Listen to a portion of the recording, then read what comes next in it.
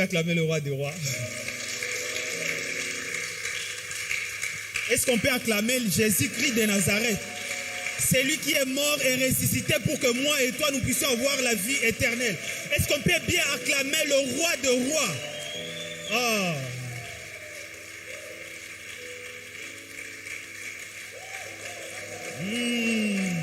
Est-ce qu'on peut acclamer Jésus-Christ de Nazareth?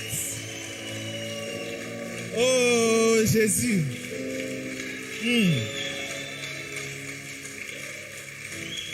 Alléluia.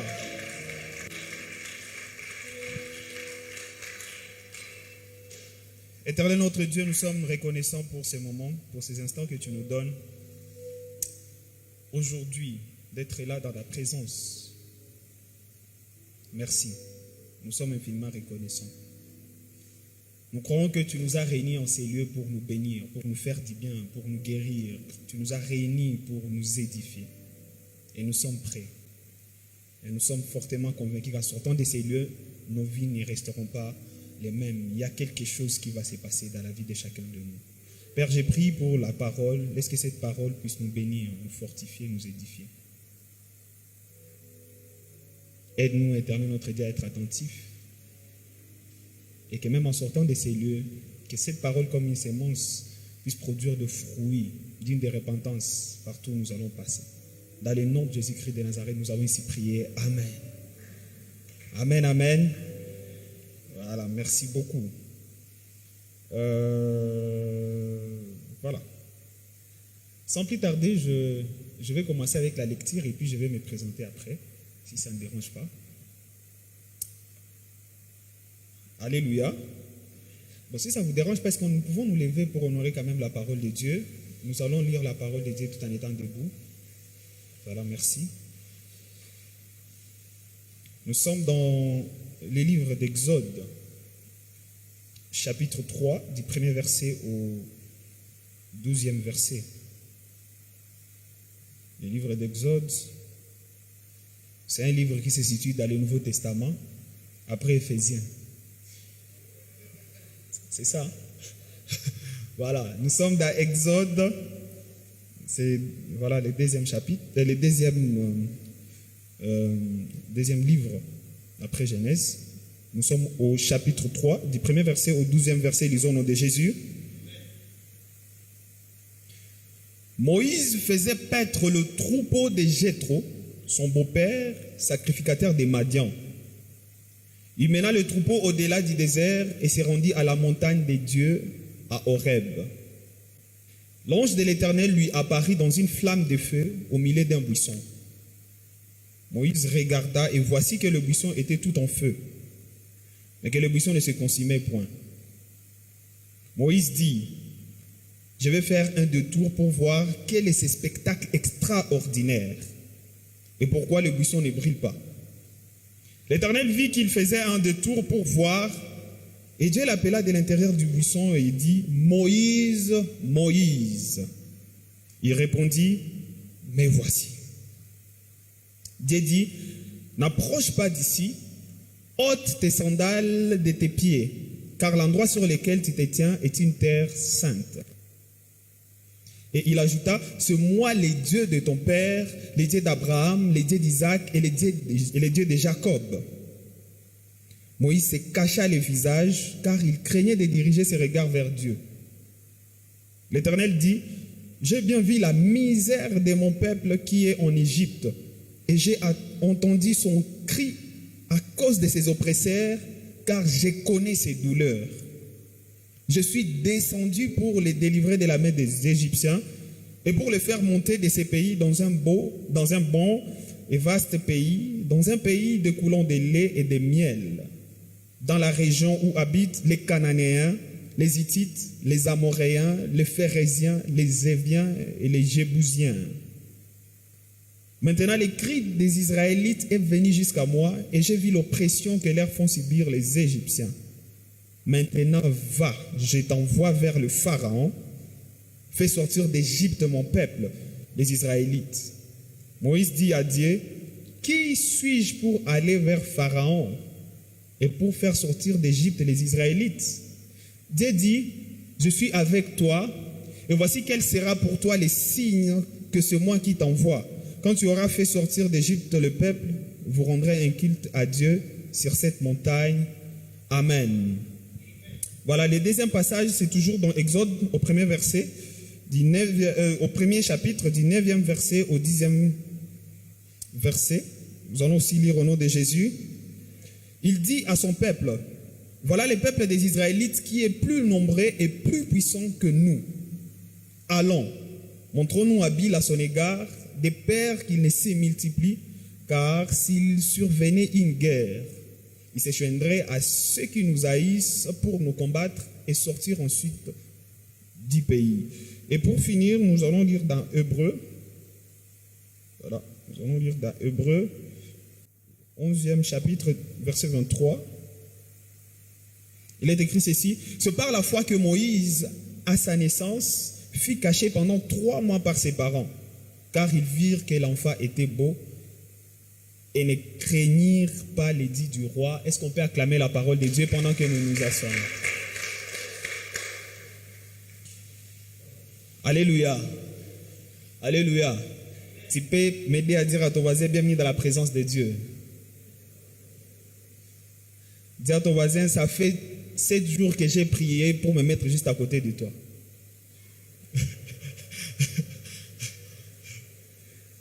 Hein? Alléluia. Alléluia. Voilà. Je bénis les Seigneurs pour cette opportunité qu'il nous donne de partager la parole de Dieu ensemble. C'est déjà l'après-midi, je pense. Ouais, voilà, cet après-midi. C'est vraiment un privilège.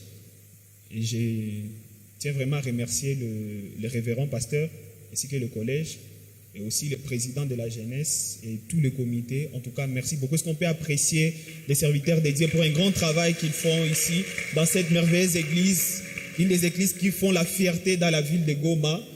Est-ce qu'on peut encore acclamer le Seigneur pour cette église? Voilà. Et par la présentation, moi je réponds au nom de Cèdre Nzanzu Mutunzi Roi Cèdre officiellement. Et Kedro, ça c'est pour les jeunes. Amen, amen. Voilà. Je suis un jeune, j'aime le Seigneur. J'ai donné ma vie à Jésus-Christ depuis le 12 janvier 2009. Et je sers le Seigneur depuis avril 2009. Et je sers auprès des jeunes depuis juillet 2012 jusqu'à aujourd'hui. Alléluia. Et je n'ai jamais regretté ma décision de suivre Jésus et de servir l'Éternel. Alléluia. Voilà, je suis serviteur de Dieu. Moi aussi, je suis étudiant. Je tenais vraiment à le dire pour encourager parce qu'aujourd'hui, nous sommes avec des jeunes. Je suis étudiant, je suis licencié en informatique, computer science, mais là, je suis en train de faire mon master en pastoral care and counseling. Voilà, donc pour nous encourager en tant que jeunes à étudier, à aimer les études, si nous avons l'occasion, et beaucoup plus, je m'adresse à ceux qui ont l'appel de servir le Seigneur. Il ne faut pas avoir honte d'aller faire la théologie. Amen, amen. C'est très important. Et c'est tout comme présentation. Nous bénissons le Seigneur. Mais nous sommes là cet après-midi pour parler de la part de Jésus-Christ. Alléluia. Dis à ton voisin, nous voulons parler de la part de Jésus. Dis à ton voisin, qu'on dénie Jésus. Président Oulurumi. Qu'on dénie Jésus. Amen, amen. Voilà. Et par là, j'aimerais commencer par poser une petite question. Combien sont des gens qui sont natifs de Goma? Combien sont des gens qui sont nés ici à Goma? Ah, ok, c'est bon. Merci. Alors, je change de formule. Combien de gens aiment la ville de Goma? Ils sentent vraiment qu'ils sont attachés à la ville de Goma. Même s'ils avaient l'occasion d'aller partout dans le monde, leur cœur restera toujours attaché à la ville de Goma. Est-ce que vous pouvez acclamer quand même pour vous-même? Voilà. Et donc c'est grave. Voilà, nous aimons la ville de Goma. Et en fait, le thème de cet après-midi, je l'ai intitulé tout simplement ceci: c'est que ta ville attend de toi. Dis à ton voisin, c'est que ta ville attend de toi. Regarde très bien ton voisin dans les yeux et dis: il y a quelque chose que ta ville attend de toi.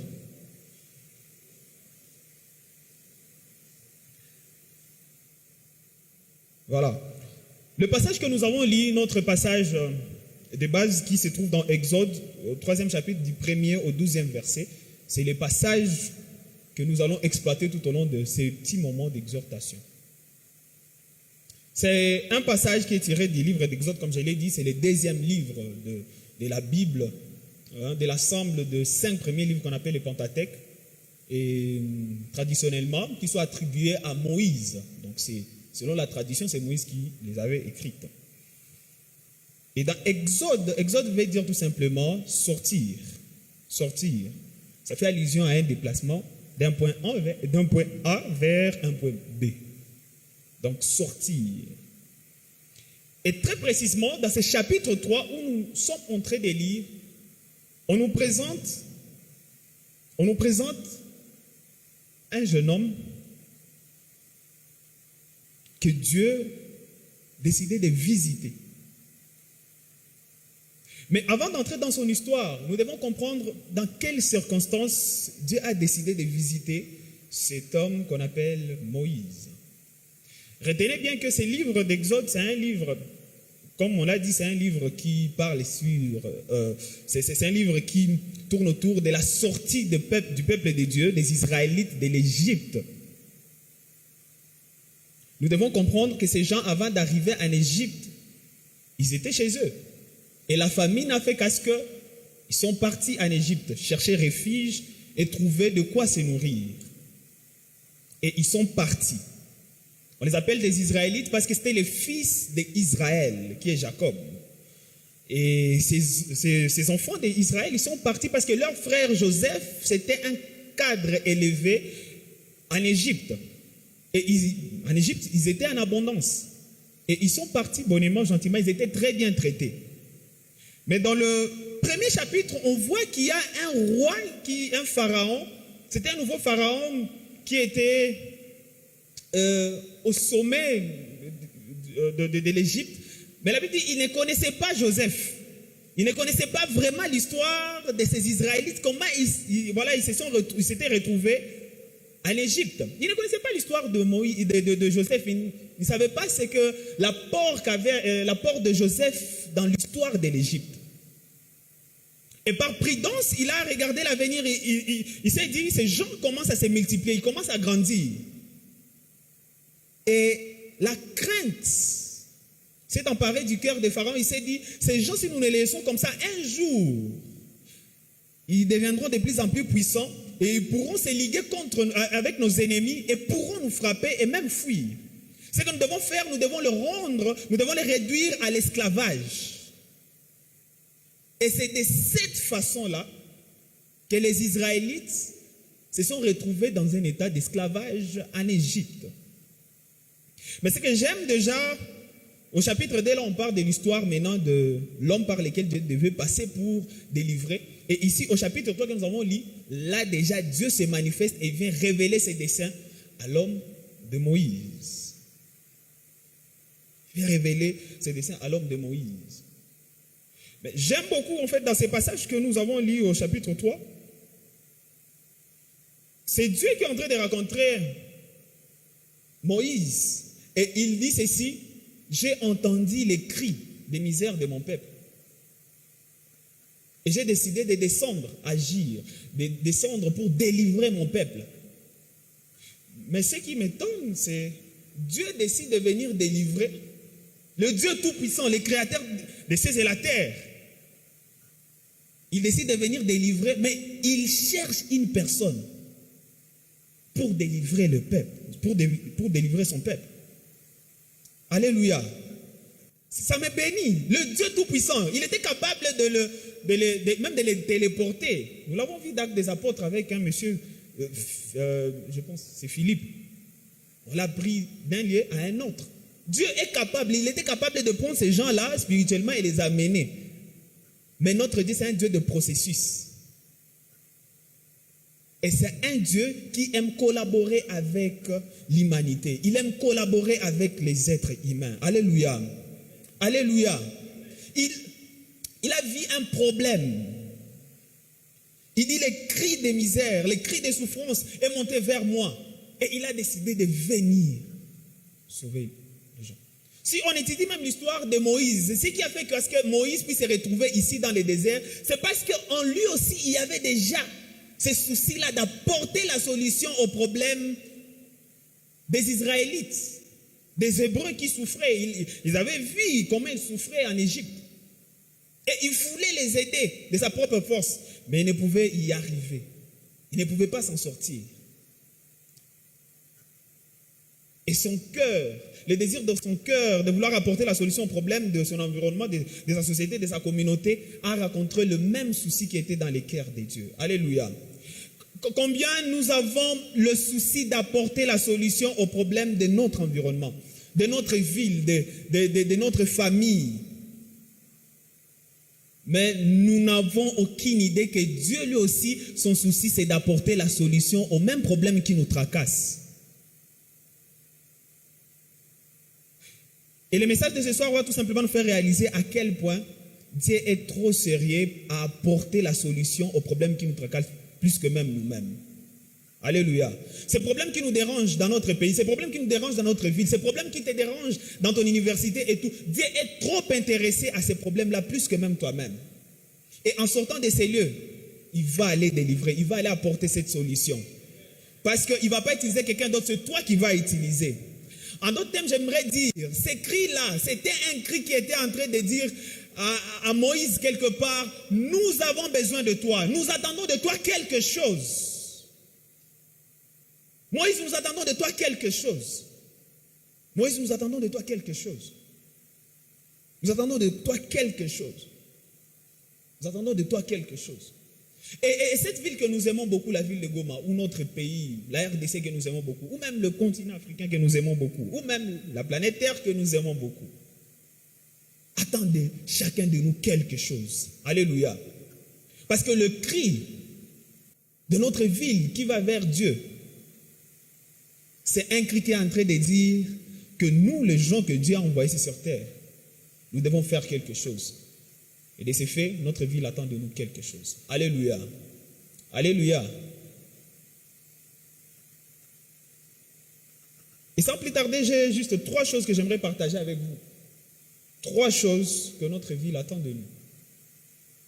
3 choses que nous allons retrouver dans ces passages que nous avons lus. La première des choses que notre ville attend de nous, c'est... La première chose que ta ville attend de toi, ta ville attend de toi une rencontre personnelle avec Dieu. Dis à ton voisin, ta ville attend de toi une rencontre personnelle avec Dieu.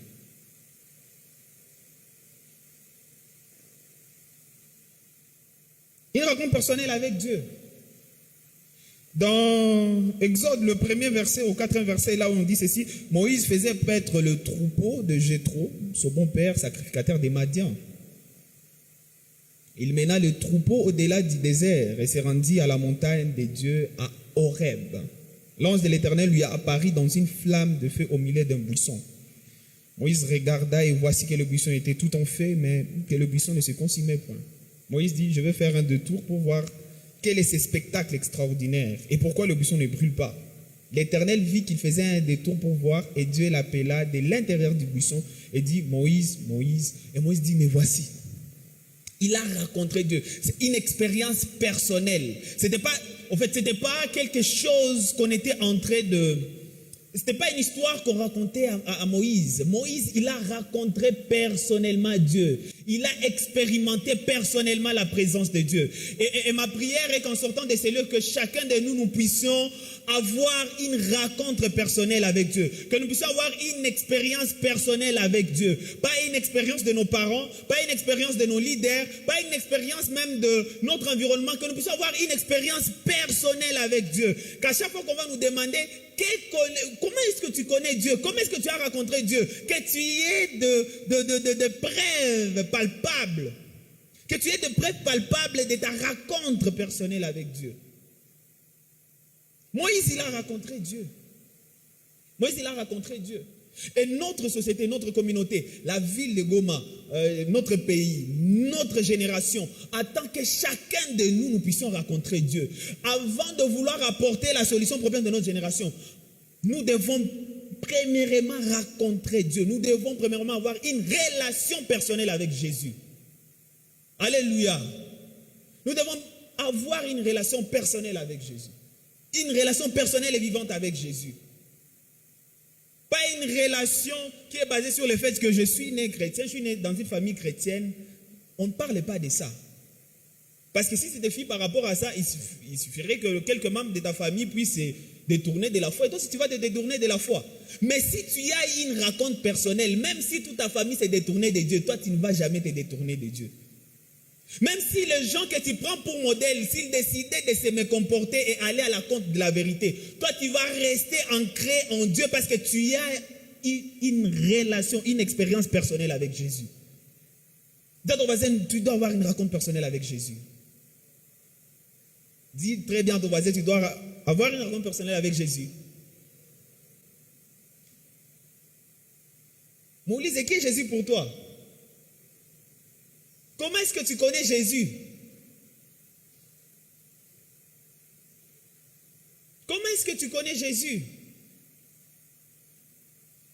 Tu connais le Jésus, et tout, mais est-ce que tu connais Jésus personnel? Tu as une histoire personnelle avec Jésus.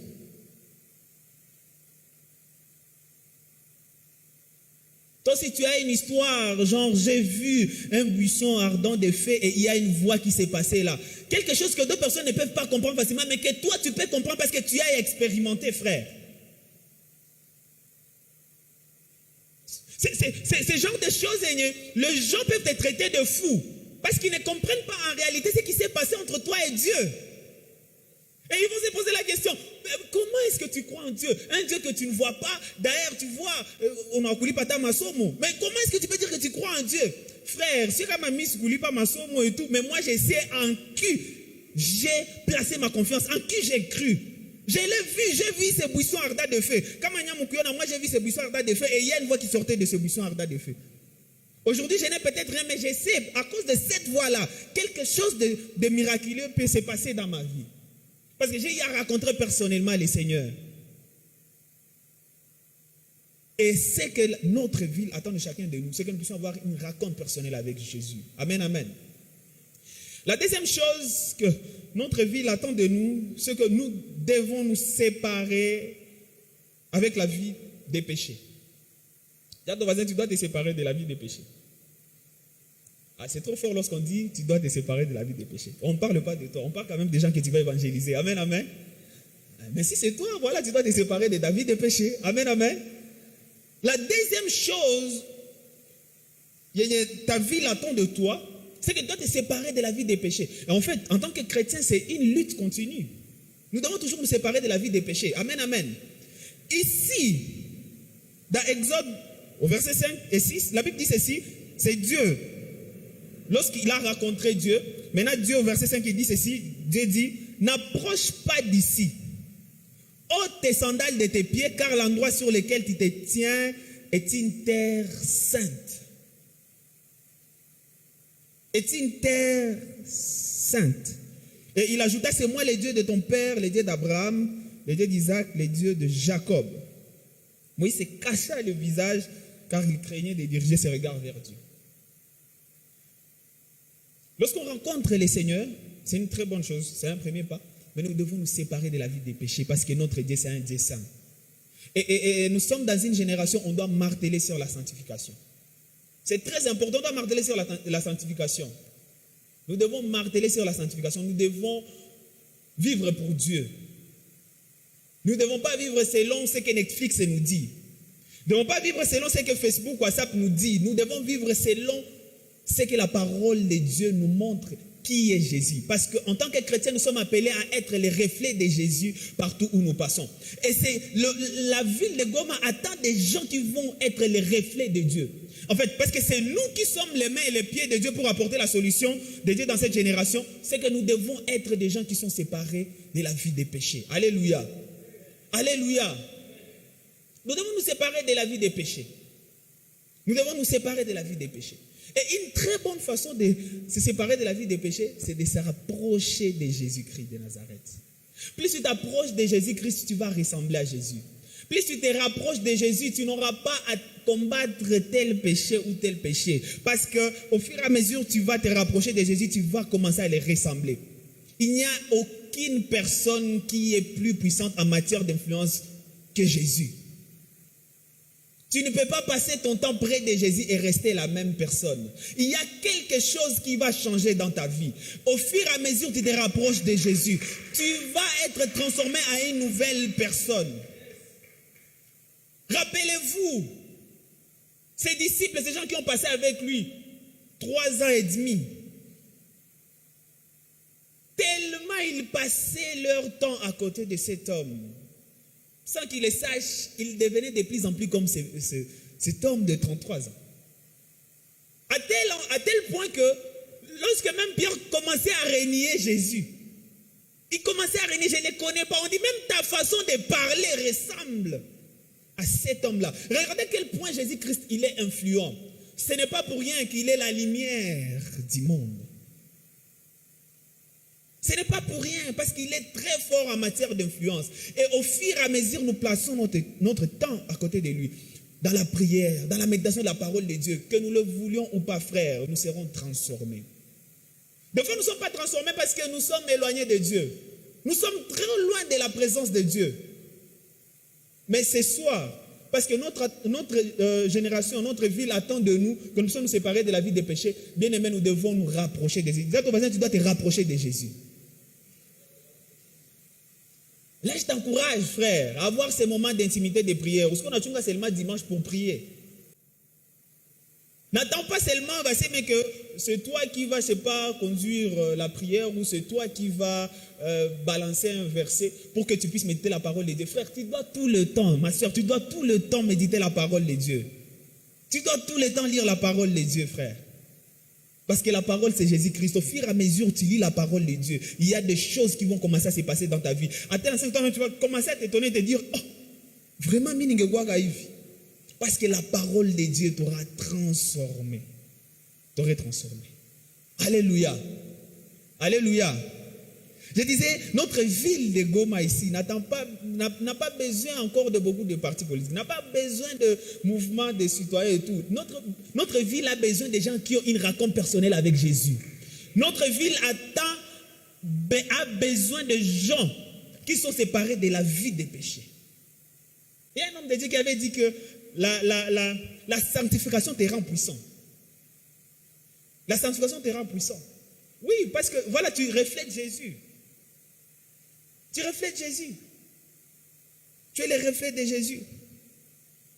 Rencontre personnelle et la séparation de la vie pécheresse. Et la troisième chose, pour finir, c'est que après ces choses, au verset 7 jusqu'à 12, il est écrit ceci. L'Éternel dit, j'ai bien vu la misère de mon peuple qui est en Égypte. J'ai attendu son cri à cause de ses oppresseurs, car je connais ses douleurs. Je suis descendu pour délivrer de la main des Égyptiens et pour les faire monter de ces pays dans un beau et vaste pays, dans un pays découlant de lait et de miel, dans la région où habitent. Voilà, verset 9. Maintenant, les cris des Israélites est venu jusqu'à moi et j'ai vu l'oppression que leur font subir les Égyptiens. Au verset 10, il dit ceci, maintenant va. Dis à ton voisin, va. Maintenant, va. Il dit, c'est bon, tu m'as déjà rencontré. Tu m'as déjà rencontré. C'est bon, tu as déjà ôté tes sandales. C'est que tu te rapproches déjà de moi. Tu es dans la sanctification, tu vis dans une vie qui me plaît. Mais tu dois aller maintenant vers mon peuple. Frère, cet après-midi, pour notre ville attend que nous, l'Église, nous puissions aller vers eux. Fini le temps de nous cacher, fini le temps de fuir. Nous devons aller éclairer. Nous sommes la lumière du monde. Nous devons aller éclairer, frères et sœurs. Nous sommes les sels de la terre. Nous devons aller donner de la saveur dans le monde. Et gagner plusieurs personnes qui sont sous l'oppression du péché. Et les apporter à la maison. Les apporter dans la lumière de Jésus-Christ. Nous devons aller. La troisième chose, c'est que tu dois y aller, frère. Notre ville de Goma attend que nous puissions aller, que nous ne puissions pas tout simplement nous cacher ici. C'est vrai, nous prions, nous avons les paroles, les belles paroles qui nous édifient, mais nous devons aller maintenant dans la société, là où les gens souffrent, là où les péchés accablent des familles. Nous devons aller là-bas et apporter la solution de Dieu aux problèmes de notre ville, aux problèmes de cette génération.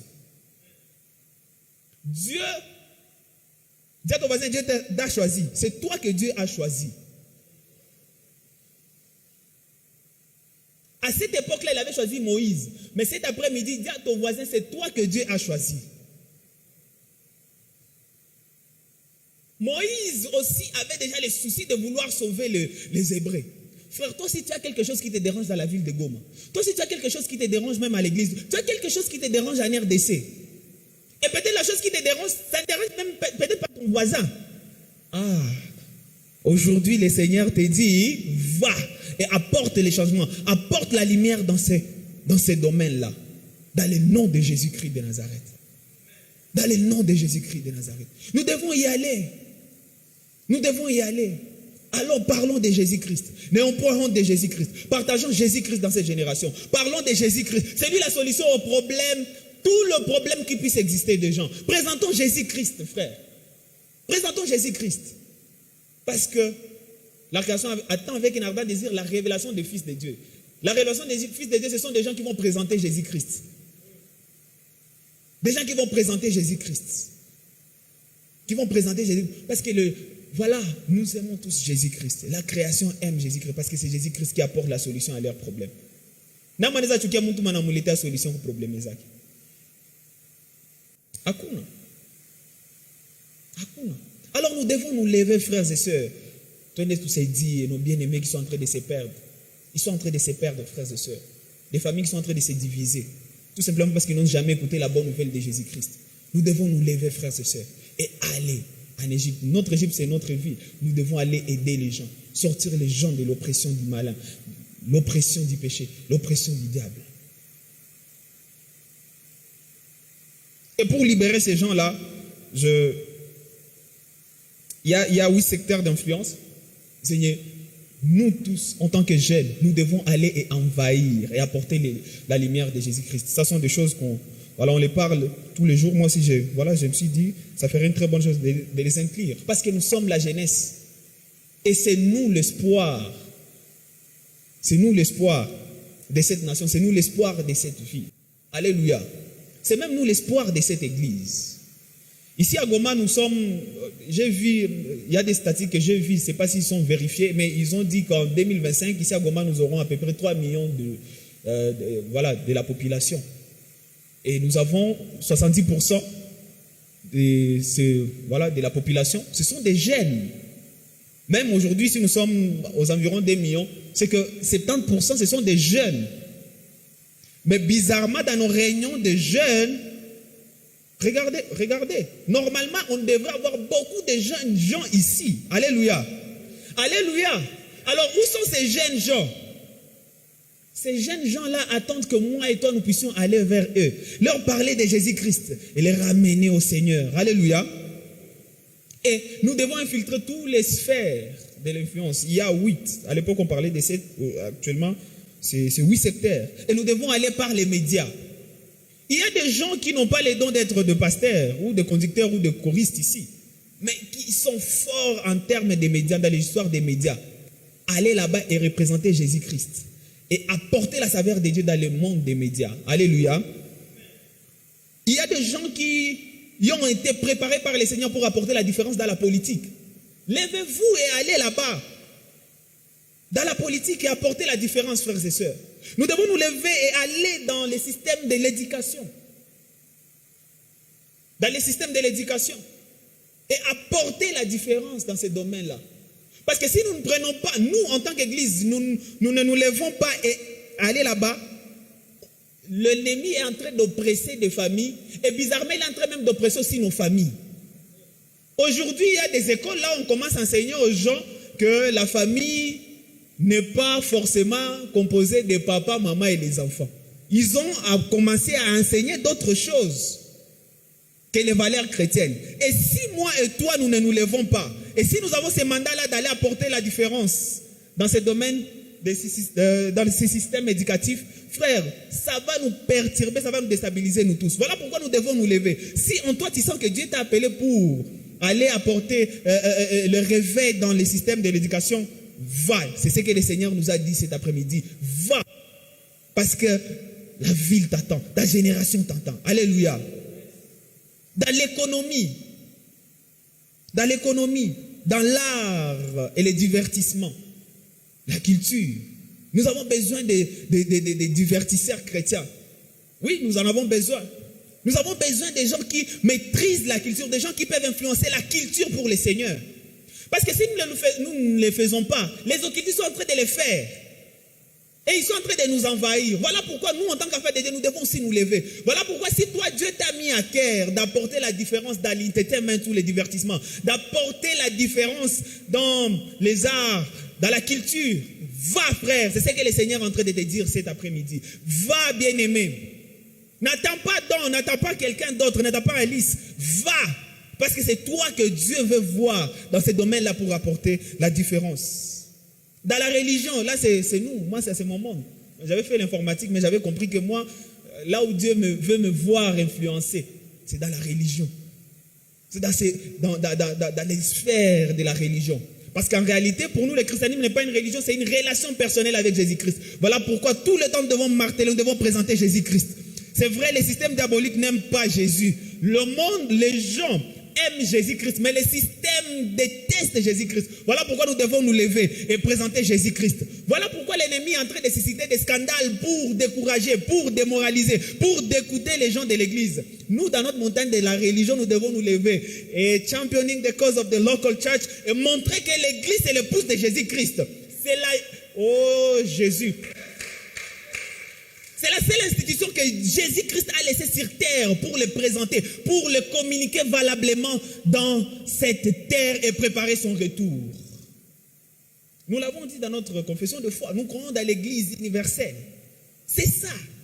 C'est là. Et Dieu a besoin de jeunes gens qui vont se lever et dire, voilà, nous avons nos papas qui ont travaillé pour apporter les réveils. Nous aussi, nous devons nous lever et continuer le travail que les vieux ils avaient commencé. C'est notre temps, c'est notre génération. Ne pensons pas que, voilà, il n'y a que le papa qui doit servir le Seigneur. Nous aussi, Dieu est en train de nous appeler dans cette génération. C'est vrai, il y a des gens qui iront à la politique, les médias et tout, mais il y a aussi des gens qui vont rester à la sacerdoce. Des gens que Dieu est en train d'élever dans cette génération pour être des pasteurs qui seront modèles, des pasteurs qui vont donner goût aux générations qui viendront après nous et aussi de vouloir servir le Seigneur. Alléluia.